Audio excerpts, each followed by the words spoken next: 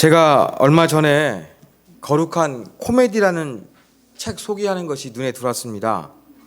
그러니까 젊은 기자가 두 가지 꿈을 가지고 있다가 거기에서 자기가 경험했던 것을 책으로 내게 됐습니다. 이 저자는 두 가지 꿈이 있었는데, 하나는 좋은 그리스도인이 되는 것, 또 한 가지는 좋은 저널리스트가 되는 거였습니다. 이 두 가지 꿈을 동시에 이룰 수 있는 게 무엇이었냐면, 여의도에 있는 그 초대형 교회에서 운영하는 일간지에 입사하는 거였습니다. 거기에 들어가서 기자 생활을 했는데, 이 기자로서 마음껏 그렇게 취재하는 것을 기사화할 수가 없었습니다. 한국 교회를 보호하기 위해서 이 교회의 안 좋은 이야기, 목사의 부정적인 이야기를 쓰면 안 된다, 이러한 압력이 들어온 겁니다. 이런 부분들이 너무나 아니다 싶어가지고 이분이 사표를 던졌습니다. 그리고 이제 좀 더 작은 이 기독교 방송국에 들어갔습니다. 여기는 조금 다르겠지라고 하면서 들어갔는데, 여기서도 여전히 대형 교회에 대해서 부정적인 기사를 쓰면 안 된다는 심한 압박이 들어오게 되고, 결국 여기서도 사표를 내고 말았습니다. 이러한 기자 생활을 하면서 자기가 기사화하지 못했던 안타까운 한국교회 이야기를 책으로 쓰게 되었는데, 이것이 바로 거룩한 코미디라는 책이었습니다. 여러분, 무슨 내용이 있을까는 대충 우리가 감을 잡을 수 있는 그런 내용입니다. 저도 안 읽어봤습니다. 여러분, 미국의 글렌 와그너라는 목사님, 지금은 은퇴하셨는데요, 이 목사님이 교회가 어떻게 본질되었는가 분석한 대목이 있습니다. 최초의 교회는 살아계신 예수님을 주님으로 모신 사람들이 서로 삶을 나누는 가족 공동체였다. 그 이후에는 교회는 그리스로 이동해 갔는데 거기에서는 철학이 되었다. 다음으로 교회는 유럽으로 옮겨가서 문화가 되었다. 마지막으로 교회는 미국으로 옮겨왔는데 그곳에서는 교회가 비즈니스가 되었다. 여러분, 조금 공감이 되는 것 아닙니까? 한국 교회는 주로 미국 교회의 영향을 받았습니다. 또 사회가 점점 자본주의화 되면서 교회 안에 경제 논리가 많이 도입되게 되었습니다. 그래서 저와 함께 독서 모임 하면서 멘토 역할을 감당하셨던 이 박두큰 목사님이란 분은, 만약에 복음이 한국 교회에 왔을 때라는 구절을 넣으면 교회는 대기업이 되었다, 이렇게 넣으면 된다고 이야기하셨습니다. 왜냐하면 초대형 교회가 한국으로부터 많이 시작되었거든요. 여러분, 교회에서 1부, 2부, 3부 예배 드린 게 한국 교회가 만든 거였습니다. 전 세계적으로 교회 수출된 거였습니다. 자, 이런 걸 볼 때 교회는 원래 교회가 생겼을 때의 그 본질과 지금의 모습이 많이 조금 달라지게 되었습니다. 교회는, 성경이 말하는 교회는 어떤가? 우리는 이걸 살펴보고 그 교회의 시대의 모습으로 우리는 돌아가야 됩니다. 바로 이 글렌 와그너 목사님이 표현했던 것처럼 삶을 나누는 가족 공동체가 되어야 되는 것이죠. 그렇다면 이 가족 공동체, 교회가 가족이라는 그러한 개념이 성경 가운데 있느냐? 이 글렌 와그너 목사님의 말이 정말로 사실이냐? 한번 이것을 우리가 검증해 볼 필요가 있습니다. 바로 오늘 본문이 그러한 타당성을 제공해 주고 있습니다. 여러분, 오늘 본문의 배경은 이렇습니다. 예수님께서 유대 종교 지도자들과 토론을 하고 있었습니다. 어떤 토론이 있느냐? 예수님이 막 능력을 행하니까 이것을 인정하기 싫었거든요. 예수님을 하나님의 아들로 인정하기 싫으니까 깎아내려야만 했습니다. 그렇다 보니까 예수님이 행하시는 능력과 모든 일에 대해서 이것은 하나님께로 온 것이 아니라 귀신 들려서 그런 것이다, 이렇게 주장하기 시작한 거예요. 그래서 이걸 가지고서 예수님과 유대 종교자들이 논쟁을 벌이고 있었습니다. 그런데 논쟁을 벌이기 이전에 이 유대 종교 지도자들은 예수님을 깎아내리기 위해서 예수가 귀신 들렸다, 이러한 소문을 냈어요. 이 소문을 내다 보니까 소문이 퍼져가지고 예수님을 낳아준 마리아도 이 얘기를 듣게 되었습니다. 여러분, 가족 중에서 누가 한 사람이 귀신 들렸다고 한다 그러면 여러분 기분 좋을 리가 없지 않습니까? 이 당시 조그마한 어떤 폐쇄적인 공동체에서 뭐 가족 쪽에서 흠이 될 만한 그런 모습이 있으면 빨리 덮고 싶었을 거예요. 다른 데 이사 가야 되겠지요. 이렇게 예수가 귀신 들렸다라는 소문이 쫙 퍼지게 되니까 이건 지방망신이구나 라는 생각이 들어가지고 예수님과 예수님의 동생들이 이제 예수님이 계신 곳으로 찾아오게 되었습니다. 이때 예수님은 어디에 계셨느냐? 가버나움에 머물고 계셨습니다. 근데 예수님의 어머니 어디 살고 있었습니까? 갈릴리에 살고 있었죠. 나사렛에. 약 30km가 넘는 그러한 길인데 그 길을 이제 한숨에 달려온 거예요. 달려온 이유가 무엇이겠습니까? 예수가 귀신 들렸다는 소문이 있으니까 빨리 이것을 하지 못하도록 집으로 데려가기 위한 목적이었습니다. 그런데 막상 가버나움에 도착해 보니까, 예수님이 계신 곳 도착해 보니까 사람들이 너무나 많이 모여 있는 거예요. 집 안에 들어갈 수가 없는 거예요. 어떻게 하겠습니까? 사람을 보냈죠. 지금 어머니가 왔고 동생들이 왔다고 조금 소식 좀 전해주시오. 사람을 시켜가지고 예수님께 알리게 했습니다. 그 사람이 들어가서 예수님께 이제 이야기를 했습니다. 자, 그러니까 예수님께서 어떻게 반응하십니까? 예수님은 묻습니다. 누가 내 어머니며 내 동생들이냐? 이런 질문을 던진 다음에 예수님께서는 예수님 주변에 있는 그 사람들을 한번 쫙 돌려보셨어요. 저는 이 장면을 상상하면 압도감이 있을 것 같습니다. 누가 내 어머니며 내 동생들이냐라고 하면서 눈을 마주치면서 한 사람씩 쫙 보는 거예요. 그 다음 예수님이 뭐라고 말씀하십니까? 내 어머니와 내 동생들을 보라, 그렇게 말씀하시는 거예요.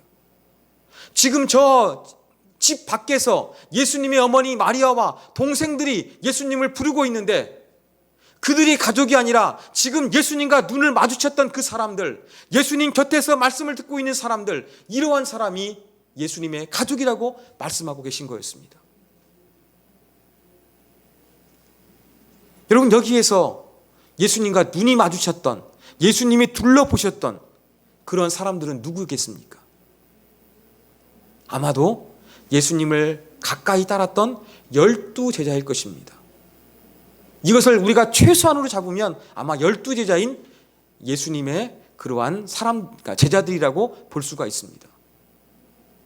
예수님께서는 지금 예수님을 따라다니는, 예수님이 불려서 제자로 만드신 그러한 사람들이 내 어머니요, 내 동생들이라, 즉 예수님의 가족이라고 그렇게 말씀해 주고 있는 거예요. 이것도 놀라운데 35절에 가니까 더 놀라운 것을 예수님 말씀하십니다. 자, 35절 말씀 같이 읽겠습니다. 읽습니다. 누구든지 하나님의 뜻대로 행하는 자가 내 형제요 자매요 어머니니라. 자, 예수님의 형제 자매 어머니, 즉 예수님의 가족은 누구라는 겁니까? 하나님의 뜻대로 행하는 자라는 거예요. 여러분, 예수님의 가족은 친척이 아니에요. 부모 형제가 아니에요. 율법을 잘 아는 사람이 아니에요. 누구냐? 하나님의 뜻을 행하는 사람. 이 단 한 가지 조건만 만족시키면 예수님의 가족이다 말씀하신 거예요. 조금 전에는 눈이 마주쳤던, 예수님 가까이 있어서 둘러보셨던 그러한 사람들이었는데 이제는 예수님의 가족을 확대하고 있는 거예요. 누구에게로요? 하나님 말씀을 지키는 자, 하나님의 뜻대로 행하는 자가 가족이라고 말씀하시는 거예요. 근데 그 앞에 또 한 가지가 붙어 있습니다. 누구든지. 남녀노소, 빈부귀천, 지위고화, 피부 색깔을 막론하고 오직 예수님의 뜻 가운데 순종하는 사람이라고 한다면 그 사람이 예수님의 가족이라고 예수님이 그렇게 말씀하여 주실 것입니다. 이걸 볼 때 교회는 뭐가 되어야 되느냐? 가족이 되어야 한다는 것을 알 수 있습니다. 예수님뿐만이 아닙니다. 사도 바울도 마찬가지입니다. 예배소서 2장 19절에 보면 이러한 구절이 있습니다. 그러므로 이제부터 너희는 외인도 아니요 나그네도 아니요 오직 성도들과 동일한 시민이요 하나님의 권속이라. 하나님의 권속이 뭡니까? 어려운 말을 썼는데 왜 이 말을 썼는지 모르겠어요. 여러분, 영어로 말하면 패밀리예요. 하나님의 가족이라는 거예요. 교회를 성경은 어떻게 보느냐? 가족 개념으로 보고 있다는 거예요. 가족 공동체라는 그러한 것을 이제 표현하고 있습니다. 여러분, 신앙생활 오래 하신 분들은 이런 표현 들어보셨을 거예요. 가정 같은 교회, 교회 같은 가정. 또 한 가지는 교회를 가정처럼, 가정을 교회처럼. 여러분, 이 표현은요 1980년대에 어느 선교단체에서 만든 거였는데 교회에서 너무 좋으니까 많이 사용을 했습니다. 여러분, 교회가 가정과 같다는 거예요. 교회는 가정과 같아야 되겠습니까? 가정이 되어야 되겠습니까? 자, 교회뿐만 아니라 세상에서도 이 가족 같은, 가정 같은, 가족처럼 이런 단어를 아주 많이 사용합니다. 특히 여러분, 광고할 때 가족처럼 모시겠습니다. 이런 거 많이 봅니다. 제가 설교를 준비하면서 이 가족처럼 모시겠다는 보험회사 광고가 있는 것 같은데 이 찾아보려니까 잘 못 찾았어요. 검색하다 보니까 이러한 그 보험업계에 가족처럼 모시겠다는 광고가 많았다는 증거를 제가 하나 발견했습니다. 한번 여러분 영상을 통해서 한번 잠깐 보시기 바랍니다.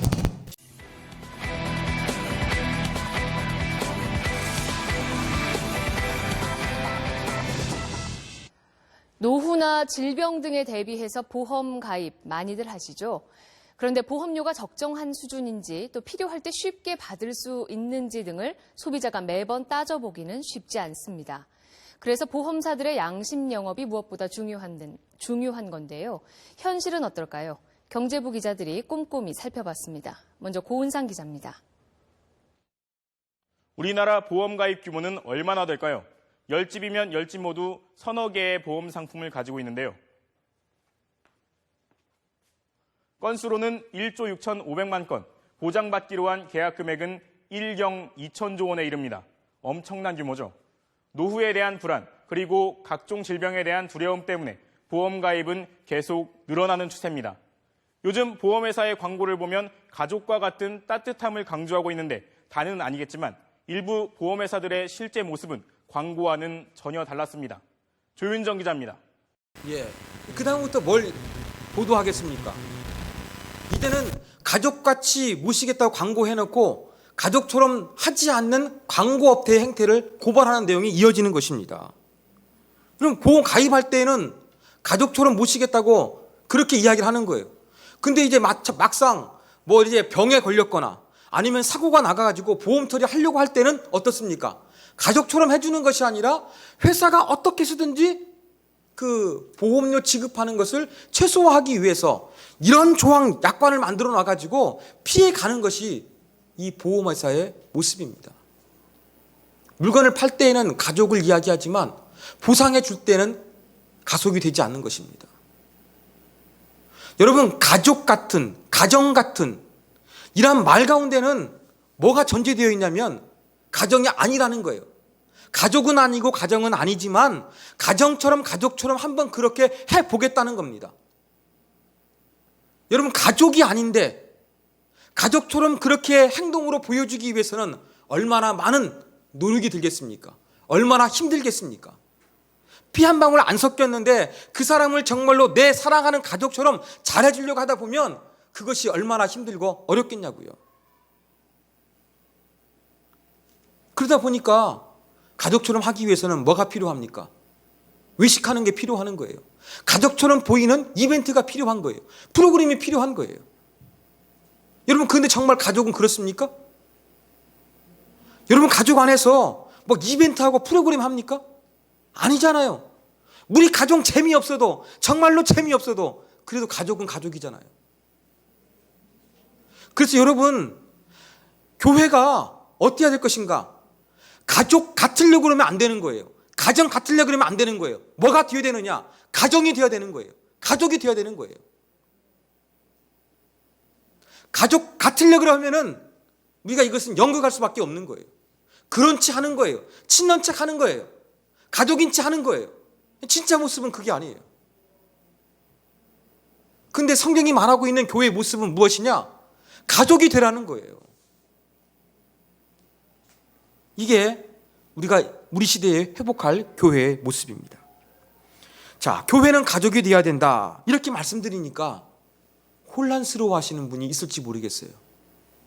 나 그냥 일주일에 한 번씩 편하게 교회 다니려고 했는데 목사님 뭐 가족이라고 얘기하니까 좀 부담스럽네요. 그렇게 생각하실 분도 있을지 모르겠어요. 또 어떤 분은 이렇게 생각하실지 모르겠습니다. 아니, 목사님 무슨 말입니까? 나는 부모님이 계시고 형제가 있고 또 내 밑으로는 자녀들이 있습니다. 내 가족은 이미 있는데 내 가족도 지금 뒷바라지 아니라고 힘들어 죽겠는데 또 이 교회 안에서 또 다른 가족을 이루며 내가 힘들게 살아야 합니까? 이렇게 생각하시는 분들이 있을지도 모르겠습니다. 여러분, 우리가 한 가지 여기에서 분명히 해야 될 건 무엇이냐면 교회는 가족이 돼야 돼요. 그렇지만 지금 혈육을 통해서 가족으로 맺으신 것은 교회가 약화시키거나 부정하는 것이 아니라는 것을 여러분들이 꼭 기억해 두십시오. 예수님께서 지금 사람들 앞에서 하나님의 뜻대로 행하는 자는 누구든지 내 가족이라고 예수님 말씀하여 주셨어요. 그런데 예수님께서 육신의 어머니 마리아 자기 잡아가려고 왔습니까? 그냥 배척해 버렸습니까? 그 이후로 어머니하고 담쌓고 살았습니까? 아니에요. 여러분, 예수님께서 십자가 위에 달리셔가지고 7마디의 말씀을 하셨어요. 그 가운데 예수님의 죽음을 보기 위해서 예수님의 어머니 마리아도 그 자리에 와 있었습니다. 그때 예수님 뭐라고 말씀하셨습니까? 요한복음에 보면 여자여 보소서 아들이니이다. 그리고 이 마리아에게 안타까우니까 사랑하는 제자 요한입니다. 요한에게 예수님께서 뭐라고 말씀했습니까? 보라 내 어머니라. 그러니까 요한이 예수님 말씀을 깨닫고 자기의 어머니처럼 집에서 모셨다는 구절이 기록되어 있는 것입니다. 자, 이런 거 볼 때 예수님께서 혈육의 가족을 부정했습니까? 아닙니다.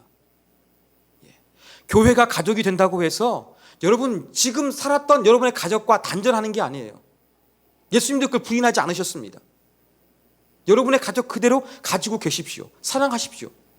그러나 교회도 여러분의 가정과 같은 가정과 같은 동일한 모습으로 가족이 되어야 한다는 것입니다. 가족처럼 보이는 그러한 모습이 아니라 정말로 가족이 되어야 한다는 거예요. 그래서 어쩌면 그 또 하나의 가족이라는 표현이 있는데 교회 공동체는 또 하나의 가족이 되어줘야 하는 것입니다. 자, 그렇다면 주님의 가족이 되어야 되는 이 교회는 어떠한 특징이 있겠습니까? 한 가지 특징은 무엇이냐면 하나님의 가족에는요 외동이 없다는 거예요. 우리 보면 살다 보면은 어떤 집안은 아들이 귀하고 어떤 집안은 딸이 귀합니다. 자녀가 없는 집도 있고 또 이렇게 뭐 무남 동료도 있을 수 있습니다. 멧돼 독자도 있을 수 있습니다. 그런데 하나님의 교회에서는 외동이 있습니까? 예수님이 나만을 위해서 십자가에 죽으셨습니까? 아니죠. 그러다 보니까 나처럼 하나님의 가족으로 삼아주신 형제와 자매들이 많이 있어요. 그래서 하나님의 가족에는 뭐가 없느냐? 외동이 없는 거예요. 공동체라는 개념을 우리가 분명히 가지고 있어야 하는 것입니다. 자, 또 한 가지 특징은 무엇이냐? 여러분, 하나님의 가족이라는 것은 매뉴얼보다는 사랑으로 움직이는 거예요. 자, 가족 같은 교회, 가정 같은 교회, 가정과 가족이 아닌데 가족처럼 보여야 돼요. 그럼 어떻게 되겠습니까? 뭐 축복송도 막 불러줘야 되겠고, 막 손도 잡아야 되겠고, 막 포용하라고 막 하면서 이런 부분들을 하면서 가족처럼 친밀한 모습을 느끼게 해줘야 되겠죠. 그러나 가족이 되면은요 별로 스킨십 안 해도 마음 안에서 뭐가 흘러가고 있습니까? 사랑이 흘러가고 있는 거예요. 교회는 이것이 되어야 된다는 것입니다. 여러분, 가족에는 매뉴얼이 없어요. 지금 최근에 이 북한과의 관계가 지금 아주 긴장이 고조되니까 여기에 우리나라가 어떻게 대응해야 될 것인가? 대통령이나 중요한 어떤 자리에 앉아 있는 사람들이 매뉴얼을 만듭니다. 여러 가지 시나리오를 만들어 놓고 여기에 대해서 어떻게 대응할 것인가? 그런 매뉴얼이 있는 거예요. 그런 매뉴얼 때문에 우리 김현주 지사님도 어제도 출근하시고 오늘도 출근하셨습니다. 비상대기하니라고요. 이런 매뉴얼이 있는 것입니다. 사회나 또 어떠한 그 회사 같은 데 보면 그러한 매뉴얼이 있어요. 이걸 딱딱하게 말하면 무엇이냐면 법이죠. 또 그냥 평범하게 이야기하면 규칙이에요. 이런 매뉴얼이 존재하는 것입니다. 여러분 집안에 이러한 매뉴얼 있습니까? 여러분 집안에서 가족끼리 지켜야 될 것들을 여러분들 책자로 만들어 가지고 딱 그렇게 교육시키고 보여주는 가정이 있습니까? 없죠. 이런 것이 없어도 가족은 어떻습니까? 잘 굴러가는 거예요. 왜 그럴까요? 법에 의한 형식 논리로 가정은 굴러가는 것이 아니라 사랑의 원리로 작용하기 때문에 그런 것입니다. 여러분, 하나님의 가족도 어떻게 되느냐? 이 사랑의 원리로 굴러가야 되는 거예요. 가족 같은 교회가 되면은요, 가족처럼 보여야 되니까 매뉴얼이 필요한 거예요. 어떻게 하면 내 가족처럼 보일 수 있지, 사람들한테? 이럴 때 이렇게 해야 돼. 이렇게 행동해야지 가족처럼 보이는 거야. 이렇게 만들어가는 거예요. 매뉴얼이 중심이 되는 겁니다. 그런데 정말로 사랑의 원리가 작용이 되는 가족이 된다고 한다 그러면 교회가 어떠해야 되는가? 매뉴얼이 별로 없는 거예요. 매뉴얼이 없어도 뭐가 답이 되는 겁니까? 가슴이 답이 되는 거예요. 아, 사랑으로서 내가 어떻게 할 것인가? 답이 나오는 거예요. 하나님 원하시는 이 교회 공동체는 어떠한 매뉴얼, 규칙, 법으로 진행되는 것이 아니라 사랑의 마음으로서 작용되는 공동체를 이루어야 한다는 것을 예수님이 가르쳐 주신 거였습니다. 가족에는 매뉴얼이 없지만 사랑하기 때문에 양보합니다. 사랑하기 때문에 배려합니다. 사랑하기 때문에 헌신합니다. 사랑하기 때문에 감싸줍니다. 사랑하기 때문에 손해봅니다. 이게 바로 사랑의 원리예요. 교회는 가족과 동일하게 이러한 사랑의 원리로 하나님을 섬기며 하나님의 나라를 만들어가야 함을 예수님께서 말씀하여 주신 것입니다. 제가 이 매뉴얼이 없다고 했으니까 이 교회가 어떻게 가족이 될 수 있을까? 이 부분도 제가 그냥 몇 가지 사례로 한번 여러분께 말씀을 드리겠습니다. 제가 최근에 겪었던 그러한 그 사건들을 통해 가지고 교회의 모습은 이래야 한다라는 구체적인 한번 예를 저와 여러분이 한번 공유하기를 원합니다. 첫 번째 사례입니다. 여러분 아시다시피 교회가 어려울 때 여러분들 많이 기도하셨잖아요. 그 기도를 외면할 수 없어가지고 저도 마음 바꾸게 되었고 우리 교회가 계속 이렇게 주님의 이름으로 모일 수가 있게 되었습니다. 다시 모이려고 하는데 조금 빠져나가는 사람이 있으니까 힘이 들 것 같았어요. 저도 힘들고 성도들도 힘들 것 같았어요. 제가 이러한 상황 때문에 제가 알고 지내는 분께 12월 달 언젠지는 모르지만 하여간 그분을 교회에서 만나게 되었을 때 우리 교회 사정을 이야기하면서 조금 우리 교회 오시라 그렇게 이야기를 했습니다. 그랬더니 그분이 언젠가는 우리 교회를 오려고 생각하고 있고 또 저희 부부를 그래도 좋아하기 때문에 만나고도 있었고 올 생각은 가지고 있다 그렇게 이야기를 합니다. 근데 또 다른 사람과 관계도 있고 또 자기의 상황이 힘들기 때문에 아직은 올 수가 없다 그런 얘기를 하셨습니다. 저도 물론 결과는 하나님께 맡겨드리고 했기 때문에 그냥 그 이야기 나누고 또 식사하고 기분 좋게 잘 헤어졌어요. 근데 시간이 지나면서 제 머릿속에는 이런 생각이 들더라고요. 내가 어려울 때 저분한테 부탁을 했는데 내가 안 어려울 때 저분이 우리 교회에 오는 게 어떤 의미가 있을까? 그런 생각이 들었고요. 또 그분의 입장에서 생각을 해보니까 그분도 지금 힘들다고 하는데 나와 우리 교회가 도움을 주지 못하고 나중에 괜찮아지면 온다고 하는데 그분에게도 이렇게 지금 힘들고 어려운 상황에서 나와 우리 교회가 도움 주지 못하는 상태에서 나중에 오면은 어떠한 의미가 있을까? 그런 생각이 들었습니다. 여러분, 가족이라는 것은 나중에 도움 주는 것입니까? 이건 아니겠지요. 우리 안에서 하나님의 가족이라고 모여 있는데 지금 당장이 아니라 나중에 도움 주고 서로가 서로에게 도움받지 못하는 그런 관계를 형성하고 있다면 이것이 하나님의 가족의 모습이라고 할 수 있을까 하는 그런 생각을 제가 들었습니다. 또 다른 예입니다. 저도 개척을 하면서 제가 넉넉하게 산 것도 아니었지만 그래도 인생의 밑바닥은 아니었던 것 같아요. 개척해보니까 저도 조금 더 사람이 조금 더 깊어지는 감을 느꼈습니다. 예를 들어서 뉴스에서 어떤 목사가 어디 들어가 가지고 물건을 훔쳤다, 그런 뉴스가 나오게 되면 저는 분노했습니다. 왜 목사가 저러는 거야? 왜 예수님의 이름 먹칠하는 거야? 그러한 분노감이 있었습니다. 근데 제가 어려워지다 보니까 이제는 그런 뉴스를 접하게 되면 분노하지 않습니다. 저 사람은 얼마나 힘들고 어렵기 때문에 저렇게 훔칠 수밖에 없었을까? 그런 마음이 들어갑니다. 조금 제가 성도를 이해할 수 있는 깊은 마음이 생긴 것 같습니다. 그래서 어떤 분이 조금 관계 속에서 힘들어하는 것 같아가지고 제가 어떤 그 문제를 해결해 주기 위해서가 아니라 저도 조금 오해받고 힘든 그런 상황이 있었기 때문에 그 마음을 누군가는 조금이라도 이해해 준다, 그 메시지를 주기 위해서 제가 그분을 한번 찾아갔습니다. 근데 그분은 그러더라고요. 제가 그 사건에 대해서 알고 있다는 거에 대해서 부담스러워 하시는 거예요. 내가 왜 목사님 앞에 이런 모습 보이는가? 정말로 자존심이 상한다는 그런 표현을 했습니다. 저는 그 말이 참 서운했습니다.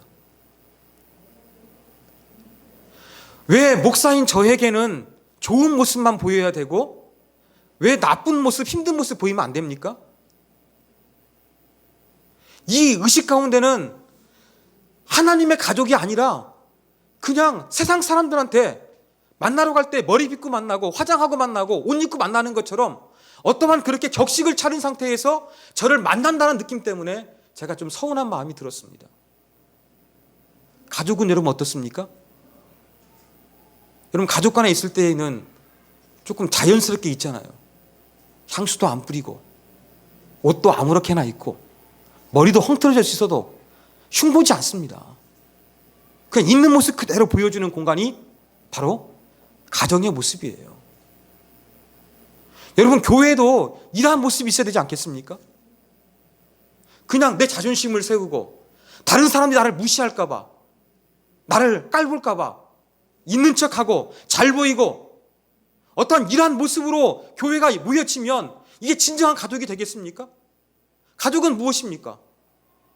때로는 나쁜 버릇도 있습니다. 안 좋은 것도 있습니다. 이거 보일 때에 흉보는 것이 아니라 이 허물을 이해하고 함께 살아가며 가는 것이 가족인 거예요. 예수님께서 교회를 가족으로 묘사한 이유는 여기에 있다고 생각합니다. 세상의 다른 사회 단체처럼 어떤 학교 다니는 것처럼 직장 다니는 것처럼 그렇게 근사한 모습, 어떤 매뉴얼에 운영되는 그런 모습이 아니라 정말로 사랑으로서 있는 모습 그들의 모습을 받아들일 수 있는 그러한 관계가 형성되어야 한다는 의미에서 예수님께서는 예수님 교회를 가족으로 말씀하신 것 같습니다. 또 한 가지 사례입니다. 우리 교회 독서교실을 하고 있는데 어느 남학생이 왔습니다. 책을 잘 읽는 친구예요. 근데 책을 정말 빨리 읽어요. 그런데 자기가 좋아하는 꿈이 과학자니까 과학책은 정말 잘 읽는데 문학 서적은요 읽어주면 이해를 잘 못하고 얼굴도 변하는 거예요. 그 아이를 데리고 수업을 하려니까 제가 너무 힘들더라고요. 또 저희가 이제 같이 수업료 받는 것도 얼마 안 되지만 그 공짜로 오는 아이다 보니까 제 마음 속에서도 어떤 마음이 드느냐, 그냥 대충 해버릴까 그런 마음이 들었습니다. 근데 제가 그 순간에 이런 고민이 들었습니다. 만약에 우리 아이 중에서 이렇게 책을 못 읽으면 어떨까? 그런 생각을 하면서 그 아이를 우리 자식이라고 생각하면서 어떻게 할 것인가, 그 마음 먹고서 조금 힘들더라도 그 아이하고 씨름하기를 시작했습니다. 왜? 그 아이가 훌륭한 사람이 되기 위해서는 자기가 좋아하는 분야만이 아니라 자기가 좋아하지 않는 분야의 책도 잘 읽어야 훌륭한 사람이 될 수 있으니까, 내 자식이라고 한다면 반드시 그렇게 할 것 같으니까 그 아이에게도 그런 마음을 가지고 이렇게 수업하기 위해서 애를 썼습니다. 여러분, 그런 마음을 가지고 수업하다 보니까 나중에 이 친구가 정말로 문학 작품도 잘 읽는 사람이 되더라고요. 여러분, 교회가 하나님의 가족이라는 것은 제가 말씀드린 것처럼 내 자식이라고 어떨까? 내 오빠, 언니, 형, 누나, 동생, 이러한 마음을 가지고서 여러분 접근해야 되지 않겠습니까? 이럴 때 가족이 될 수가 있는 거예요. 어떠한 구체적인 상황에서 생활 지침은 없지만 가족이기 때문에 그 마음 속에서 우러나오는 사랑의 원리로서 대하는 것, 이것이 바로 예수님께서 원하시는 그러한 교회 공동체의 모습이었습니다. 자, 그런데 또 우리에게는 난제가 한 관이 남아 있습니다. 어떤 난제냐? 아까 예수님의 말씀에 의하니까 하나님의 뜻대로 행하는 사람은 누구든지 예수님의 가족이라 그랬어요. 주님의 가족이에요. 그런데 주님의 뜻이라고 생각하는 것이 다른 거예요. 나는 정치적으로 보수적인 입장, 저 사람은 정치적으로 진보적인 입장이에요. 내가 볼 때에는 보수적으로 생각하는 것이 하나님의 뜻인데 저 사람은 나하고 달라요. 하나님의 뜻을 행하는 자라 그랬는데 나와 다른 것이 하나님의 뜻이라고 확신하고 있는 사람이에요. 여러분, 이런 사람을 어떻게 우리가 사랑할 수가 있겠습니까?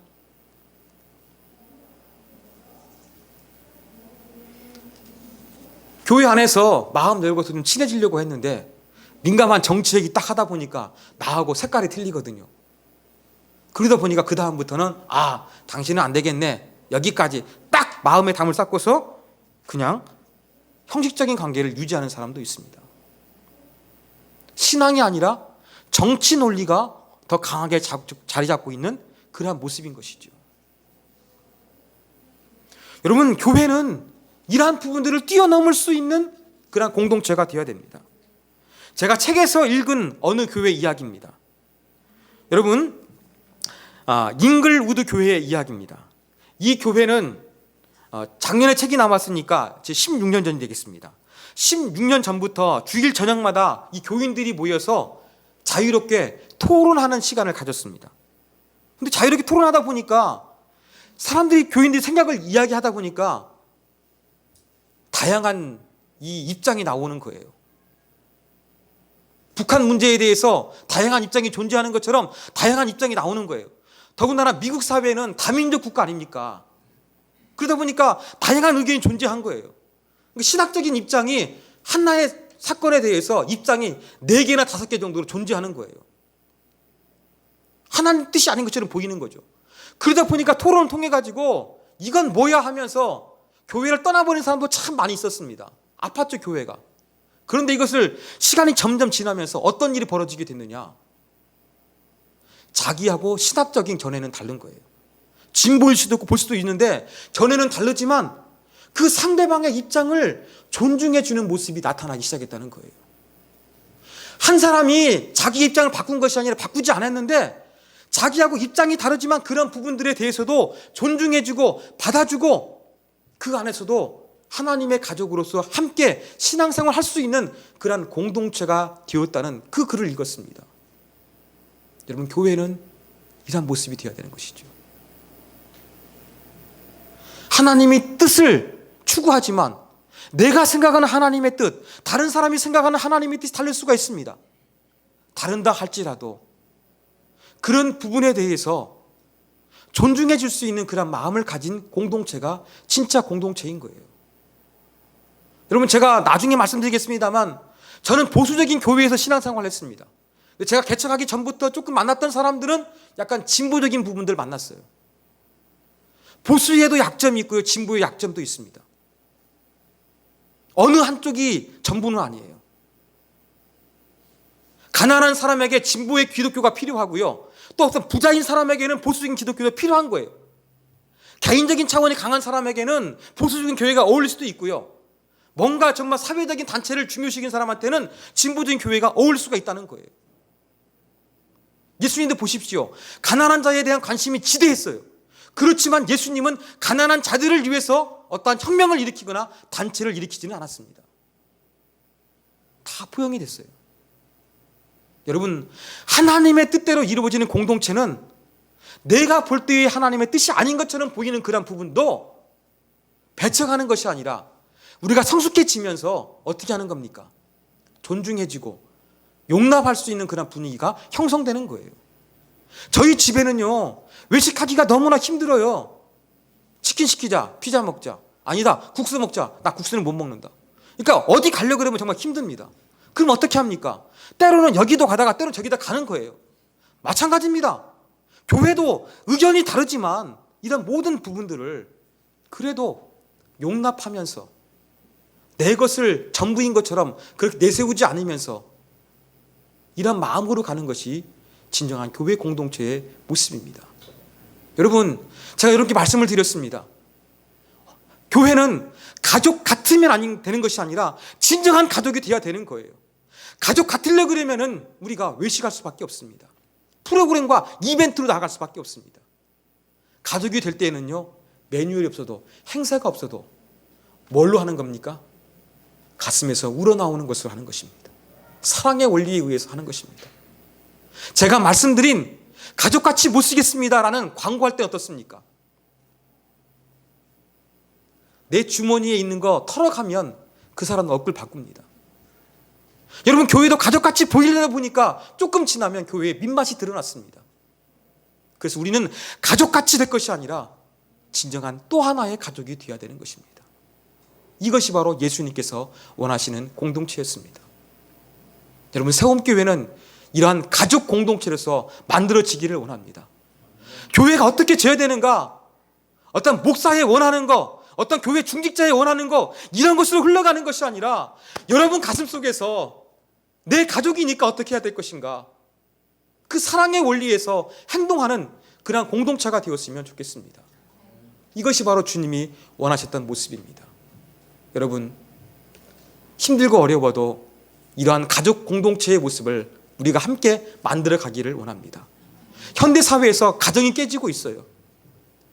가정도 깨지는데 교회 가정을 지키려고 하면 더 어려울 수도 있습니다.